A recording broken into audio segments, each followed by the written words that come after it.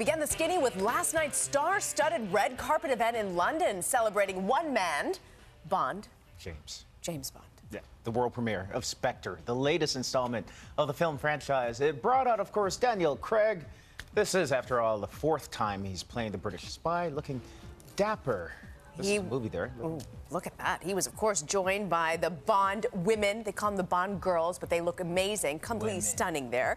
And they were upstaged by the royal arrival of the Duke and Duchess of Cambridge. Look at them. Oh, my goodness. William and Kate, turning heads as they always do. They stepped onto the red carpet. But let's not forget Prince Harry there, rocking a very regal red beard. He would make a great Bond. He could make a good Bond. Oh, my gosh. Is he auditioning? Is this what this is about? They were received by Craig, who then got a little annoyed with a reporter asking the question very much on everyone's mind.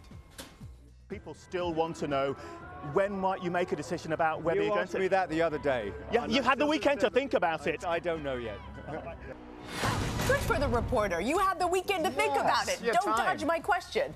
And he's right. We shouldn't get ahead of ourselves. We see Craig and Spectre stateside on November 7th.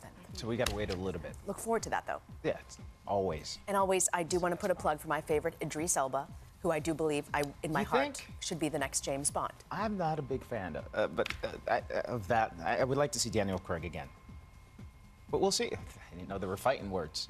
Turning to the singing sensation known as The Weeknd, along with Elvis and the Beatles, he's one of only a handful of musicians to have two different #1 songs in a row. He's living large, as you know, on the cover of the newest Rolling Stone magazine, but all that success isn't keeping him out of trouble. The Toronto native, whose real name is Abel Tesfaye.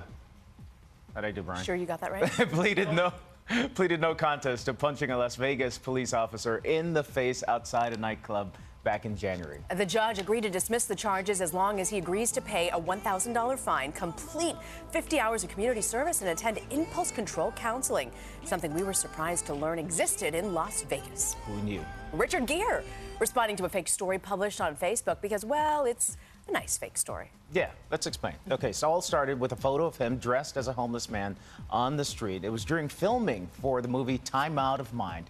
The pic was then posted to Facebook with a fictitious caption. It went viral and now has caught Gere's own attention. The actress has borrowed his co-star Jenna Malone's Facebook page, where he will be hosting a Q&A on the issue of homelessness, and he hopes it'll, quote, make something good and meaningful happen for our homeless brothers and sisters. Amen to that. Yeah, you can join the conversation, by the way, tomorrow at 11 a.m. Eastern on Malone's Facebook page. And finally, let's recap last night's spooky stars in the ballroom. Yeah, it was Halloween night on Dancing with the Stars, with the competition narrowing.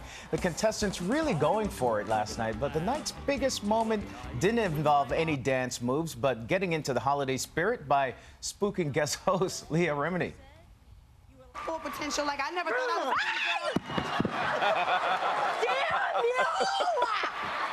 You know what? That wasn't the only scare. Tamar Braxton received the lowest score of the evening for her and Val's Foxtrot. She got a perfect score last week. And that might have been enough to keep her from avoiding elimination, but Hayes Greer got the boot, even though he had a really great night. And he's good.